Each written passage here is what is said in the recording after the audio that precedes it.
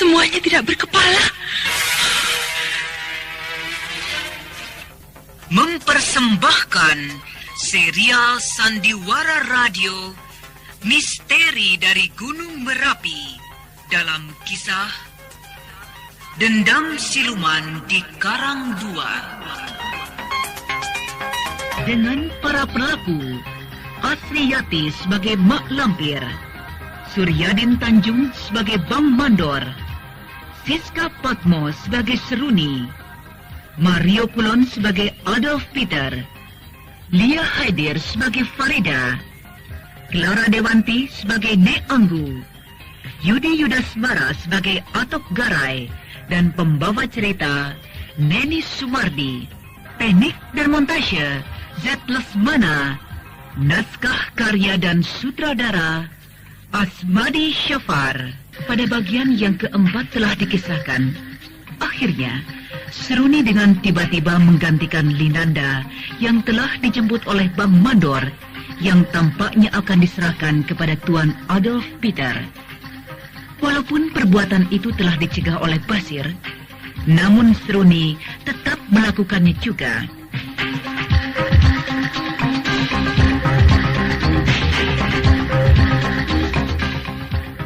Sementara itu, Basir seperti dititipkan Seruni tinggal di rumah Linanda, sehingga mau tidak mau Basir memenuhi permintaan itu.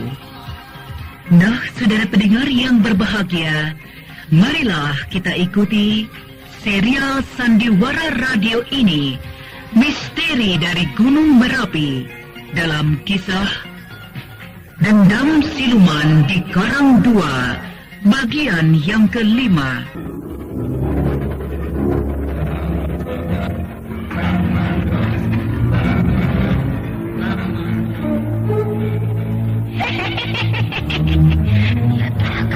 Gadis yang sebentar lagi akan menjadi mayat itu di kamar Tuan Adolf Peter. Iya, Mak.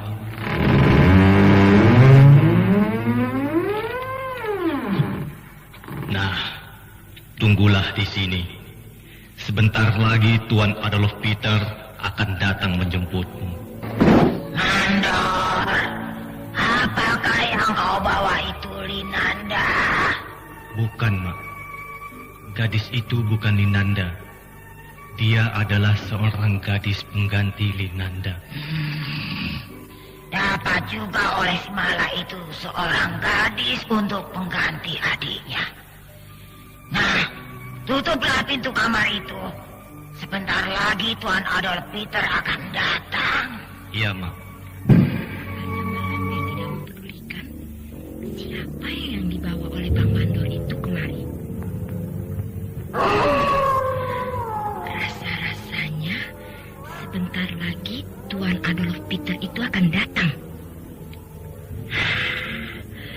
Aku harus berhati-hati.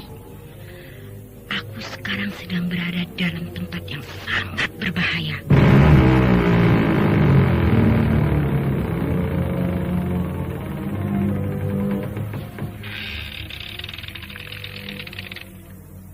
Kau telah datang, hai calon istriku. Ya, hantu Belanda itu telah berada di dalam kamar ini. Tapi aku tidak bisa melihatnya. Hanya suaranya saja yang terdengar. Marilah ikut aku. Kemana aku harus ikut dia? Kau dengar, hai calon istriku? Iya, aku dengar. Tapi aku tidak tahu kemana aku harus mengikutimu. Aku tidak melihat wajahmu. Kau ikuti sajalah suara langkahku ini, maka kita akan sampai di tempat peraduanku. Iya, baik.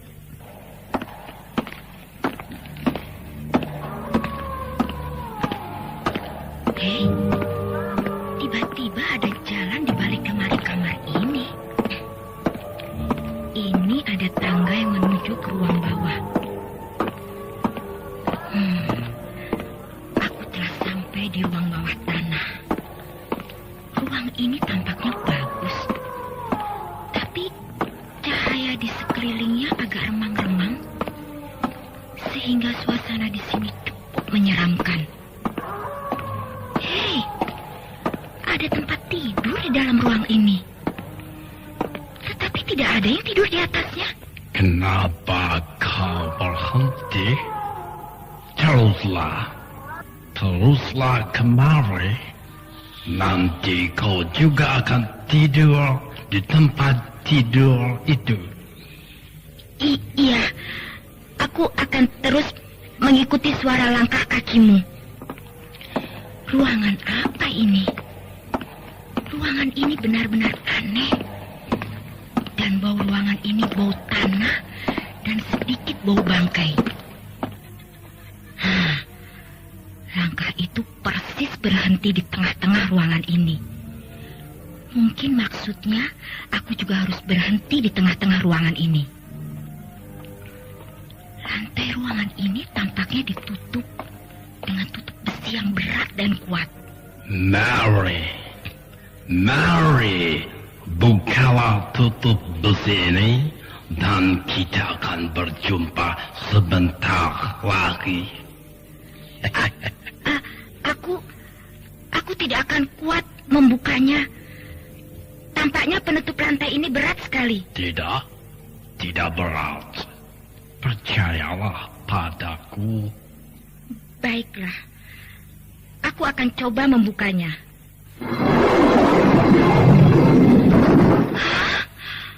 Mayat. Ada 2 mayat di dalam lubang ini. Dan kau harus masuk ke dalam lubang itu, Seruni. Lampir. Ya, aku.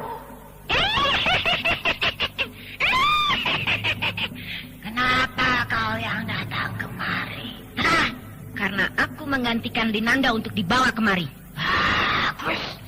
Masuklah ke dalam lubang itu. Bangunkanlah Tuan Adolf Peter. Karena malam ini dia memang akan bangkit dengan pertolongan darah seorang gadis. Dan rupanya kau telah menjadi seorang pembela yang berani. Ini rupanya kerjamu selama ini, Mak Lampir. Baik, aku akan berikan darahku pada mayat itu. Nah, lihatlah.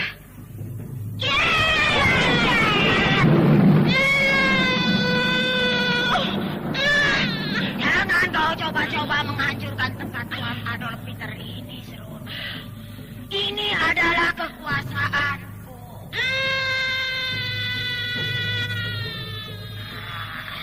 Bersiaplah kau untuk aku berikan darahmu pada Tuan Adolf Peter.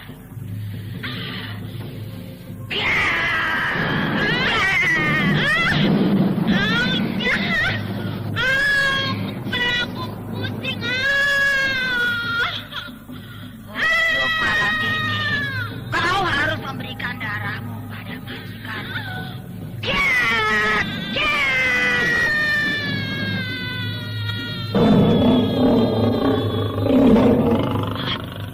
Apa itu? Rupanya ada orang yang masuk ke dalam lubang ini tanpa permisi lagi. Aku akan lihat siapa dia. Ilmu apa yang dilancarkan perempuan licik itu tadi? Sebaiknya aku cepat-cepat pergi dari sini sebelum habis darahku diisapnya.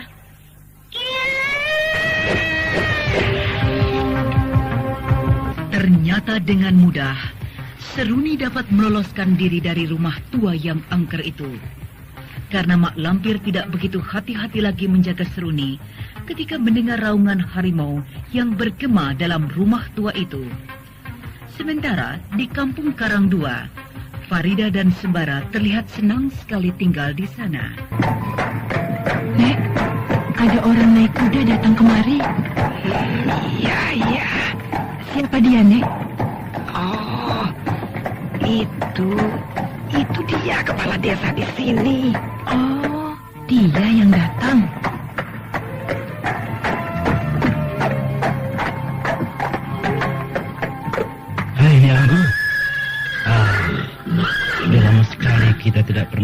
kamu ya?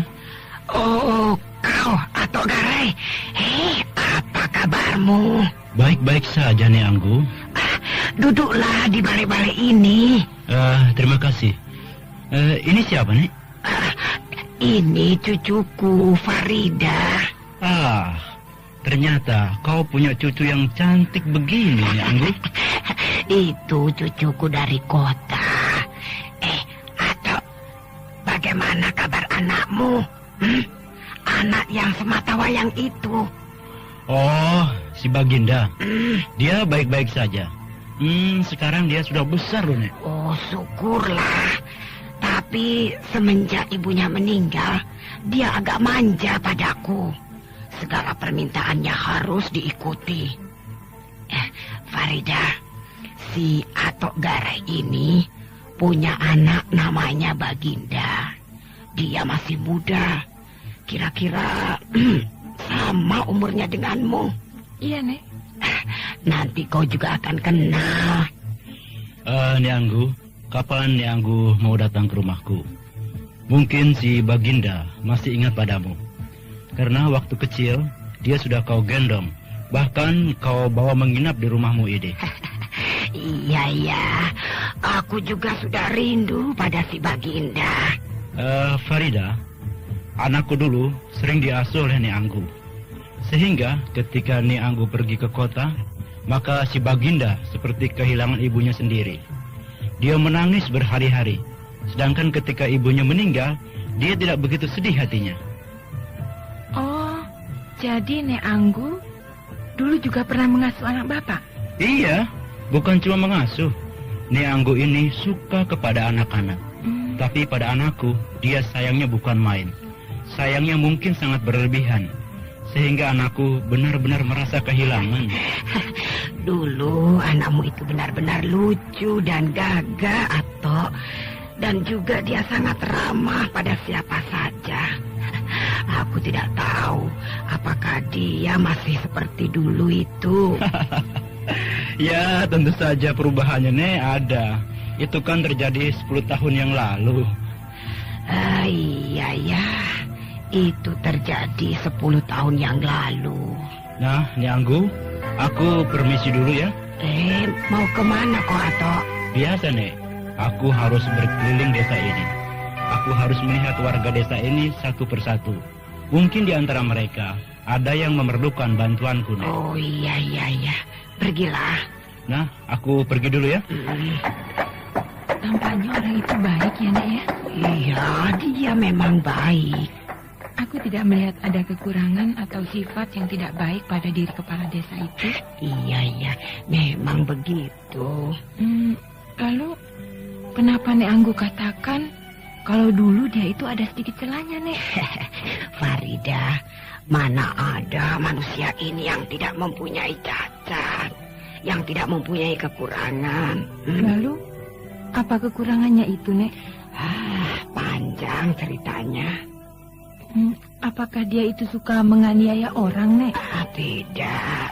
Atau dia itu pernah menjadi perampok? Kau tahu dari mana, Farida? Tidak, Nek. Aku hanya menerka-nerka saja. Ya, dulu dia memang seorang perampok yang paling ditakuti. Tapi dia tidak merampok di desa ini. Dia pergi merampok bersama kawan-kawannya ke desa-desa yang jauh. Bahkan ibu, anaknya si Baginda itu juga hasil rampokannya. Apa iya begitu, Nek? Iya. Kau tidak percaya? Aneh kedengarannya. Ternyata istrinya itu juga merasa sangat tertekan hidup di desa Karangdua ini. Sampai pada suatu hari, setelah terjadi pertengkaran hebat di antara mereka, istrinya itu bunuh diri. Sangat mengerikan. Iya, hidup si Ato itu banyak yang mengerikan kalau kita ungkit-ungkit lagi. Dan apakah tidak ada musuh-musuhnya yang menaruh dendam pada Pak Ato itu, Nek? Banyak sekali, Farida.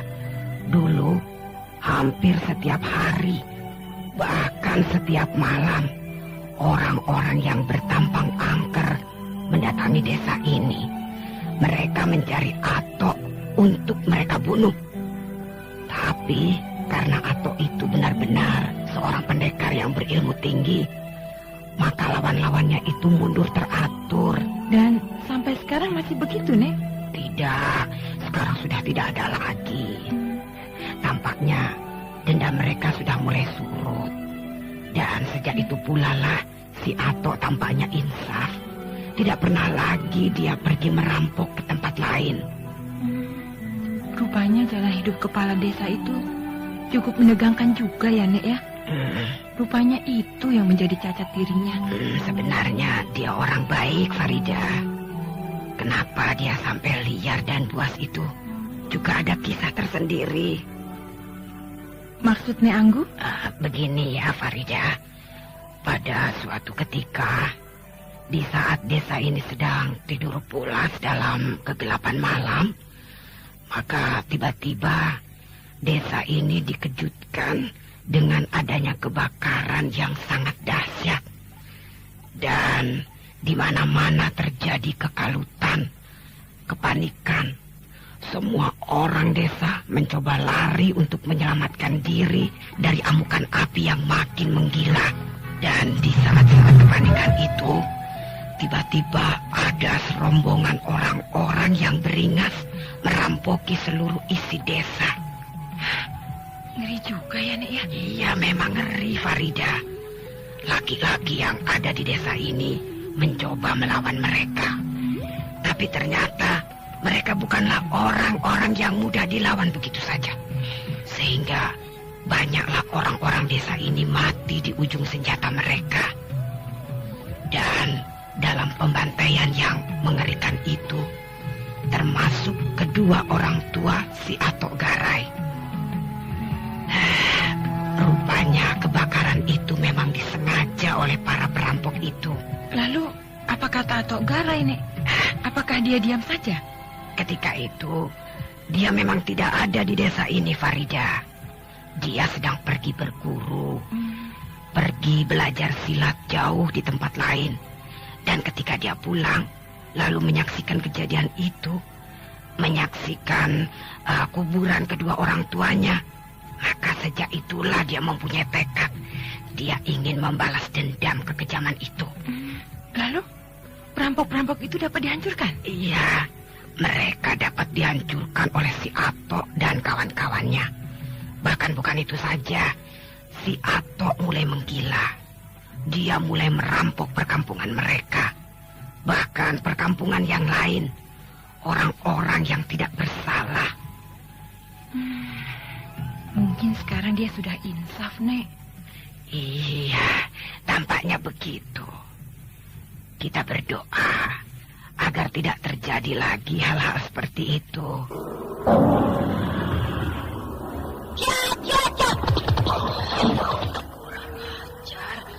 Aku terdesak.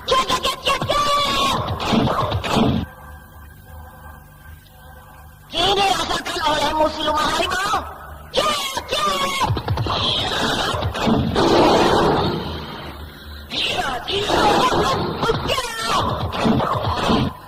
Kurang ajar. Hampir saja mukaku dicakar oleh harimau siluman ini.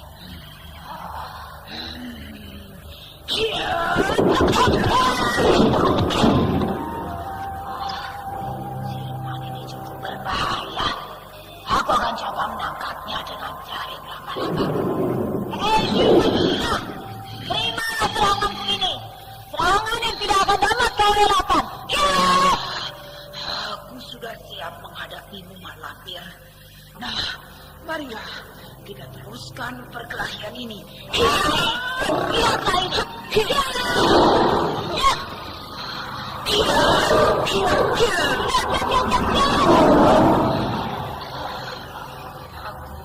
Aku masuk perangkap jaring laba-labanya.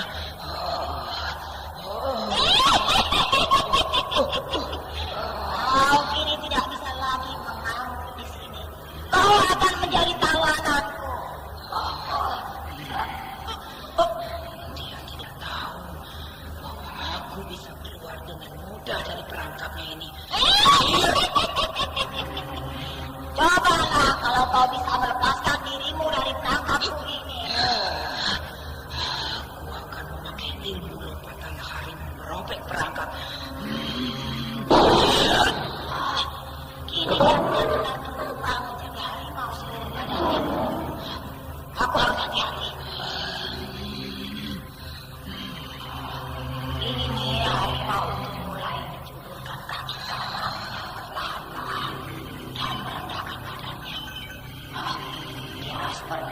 sambil ancam-ancam.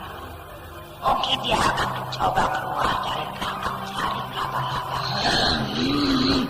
Aku kini sudah siap mempergunakan ilmu lompatan harimau merobek perangkap. Iya. Dia dapat lolos. Oh, aku harus tahan perangkapnya.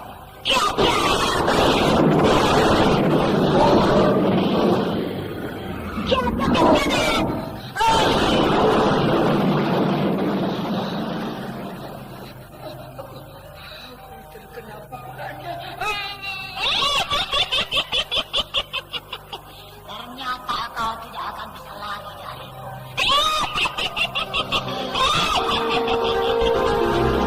Beberapa kali lompatan, Nik Ringgi berhasil melepaskan diri dari perangkap jaring laba-laba Mak Lampir.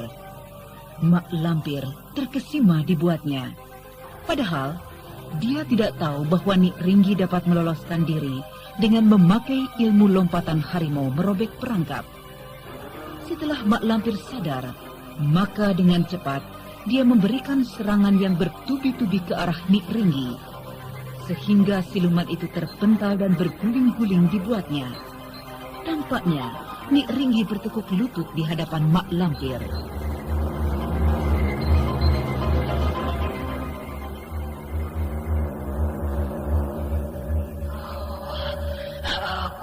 Aku akan coba menghilang dari hadapannya. Iya. Oh, tidak bisa. Aku tidak bisa hilang.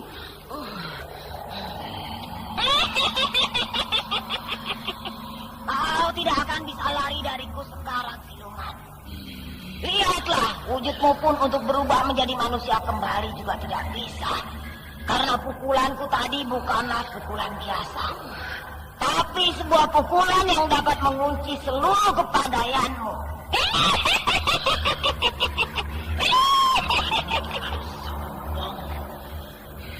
Biarlah, hari ini aku memang kalah. Tapi pada suatu saat, aku akan mencoba menebus kekalahanku ini. Apa maumu sekarang sebelum kau aku hukum mati? Kau sebenarnya tidak tahu. Aku tidak bisa mati. Karena aku memang telah mati. Dan aku kembali lagi ke dunia ini hanya ingin menuntut balas terhadap keganasan Mardian yang tampaknya sangat kau sayangi itu.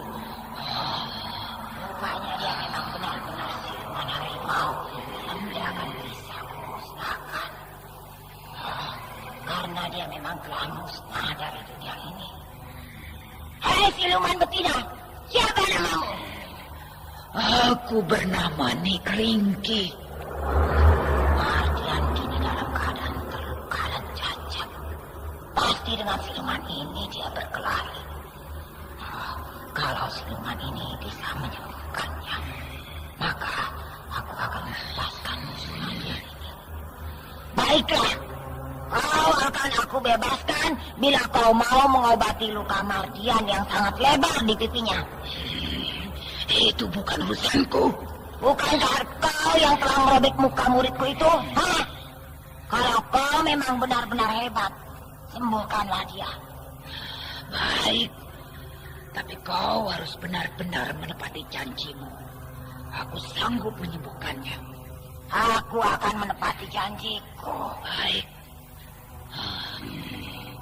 Kau oleskanlah bulu harimau yang dimuntahkan oleh Rosmina ke luka Mardian itu. Semoga lukanya tidak akan berbekas lagi. Kalau kau berbohong bagaimana? Bangsaku tidak pernah berbohong. Tapi baiklah, kalau aku berbohong, maka aku akan bersedia menjadi budakmu selama-lamanya. Nah, pergilah. Kunci pukulanku aku lepas terhadapmu. Terima kasih. Begitu Mak Lampir membuka kunci pukulannya, maka dengan cepat Nik Ringgi hilang gaib dari rumah tua itu. Lalu dengan cepat pula Mak Lampir mengambil bulu harimau yang dimuntahkan oleh Rosmina. kemudian dioleskannya di bekas luka Mardian yang menganga. Mardian! Mardian! Kemari kau. Ya, Mak. Aku akan datang. Ada apa, Mak? Bagaimana dengan lukamu? Masih belum baik, Mak. Lukanya tetap lebar. Coba aku lihat. Luka ini mulai membusuk. Aduh, Mak. Jangan ditekan seperti itu, Mak. Diam kau. Aduh, Mak. Aduh, sakit sekali. Aduh. Aku akan mengobati lukamu ini. Dengan apa, Mak? Diam saja kau. Kau tidak perlu tahu. Nah, tidurlah. Iya, Mak.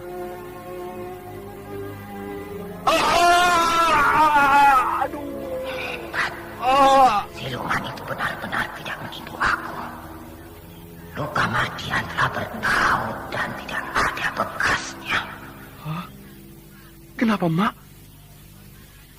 Lukamu telah sembuh. Hah? Lukaku telah sembuh? Oh, Peganglah sendiri. oh, lukaku benar-benar sembuh dan tidak ada bekasnya sama sekali. Oh, terima kasih, Mak. Terima kasih, Mak Lampir. Lain kali hati-hatilah kau kalau menghadapi siluman itu. Dia benar-benar sangat berbahaya bagimu. Iya, Mak. Iya, Mak. Dengan perasaan yang sangat gembira dan kagum terhadap Mak Lampir, Mardian sibuk memegang wajahnya yang kini pulih kembali seperti sedia kala. Seolah-olah tidak pernah terjadi luka apa-apa. Sementara itu, Sutah alias Nyai Kembang menjerit-jerit mengerikan meminta kepada Mak Lampir cepit rambutnya yang tidak bisa ditemukannya. Malam ini adalah malam bulan sabit. Pasti si Malakarundo yang bodoh itu akan mendatangi Sutah kemari. Aku akan bangunkan Sutah dari tidurnya. Ya, aku akan bangunkan Sutah dari tidurnya. Tutup lantai ini akan aku buka. Sutah. Nyai Kembang, bangunlah. Malam ini adalah malam bulan sabit. Si Dungu itu akan datang kemari. Bangkitlah dari tidurmu, Nyai.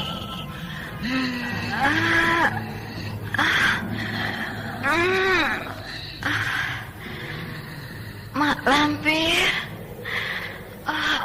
kenapa aku harus bangun dari tidurku? Nyai Kembang. Nyai Kembang. Dia akan datang malam ini, Nyai. Bangunlah dan berdandanlah kau.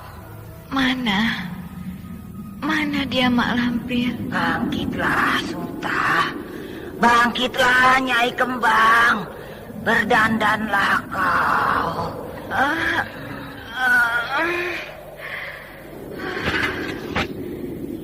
Mana dia, Mak Lampir? Mana dia? Marilah, Nyai. Mari kita ke kamarmu. Mari aku dandani kau. Iya, dandanilah aku.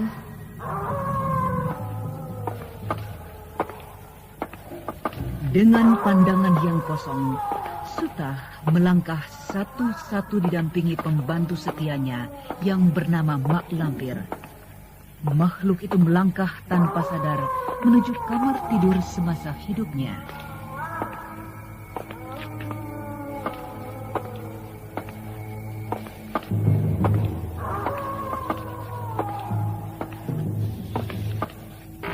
Masuklah, Nyai. Masuklah. Duduklah, Nyai. Menghadaplah ke cermin itu. Oh, kenapa begini, Mak Lampir? Kenapa wajahku dikacahnya seperti tengkorak? Wajahku tidak berdaging. Memang begitu, Nyai Kembang. Memang begitu yang tampak olehmu.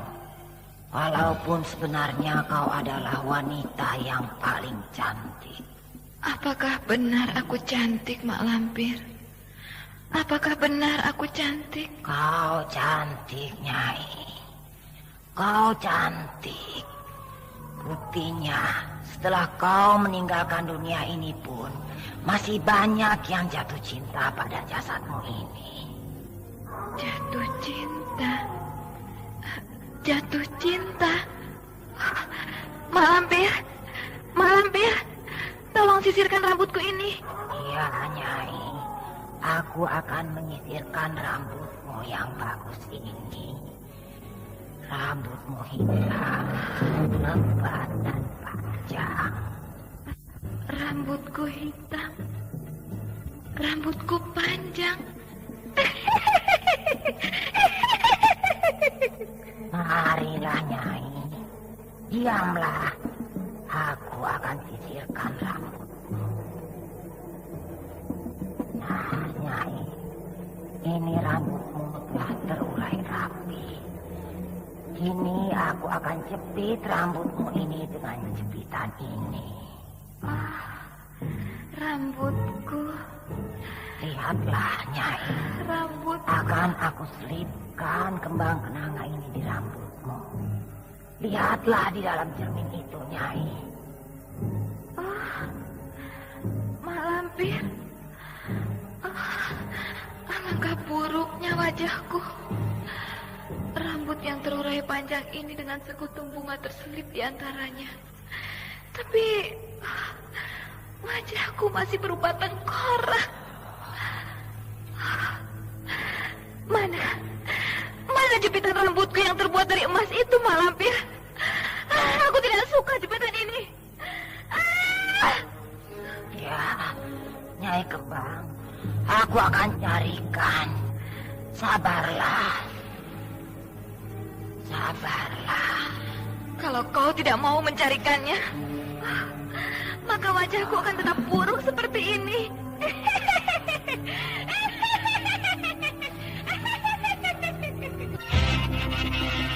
Ternyata, Nyai Kembang merasa tidak suka melihat jepitan rambutnya yang baru, yang hanya terbuat dari besi biasa.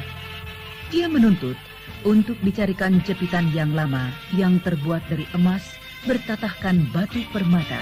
Sementara itu, luka-luka di wajah Mardian telah dapat disembuhkan berkat petunjuk Nyik Ringgi yang dilumpuhkan oleh Mak Lampir. Nah, pendengar yang berbahagia, apakah jepitan rambut Nyai Kembang yang kini berada di tangan Farida dapat ditemukan?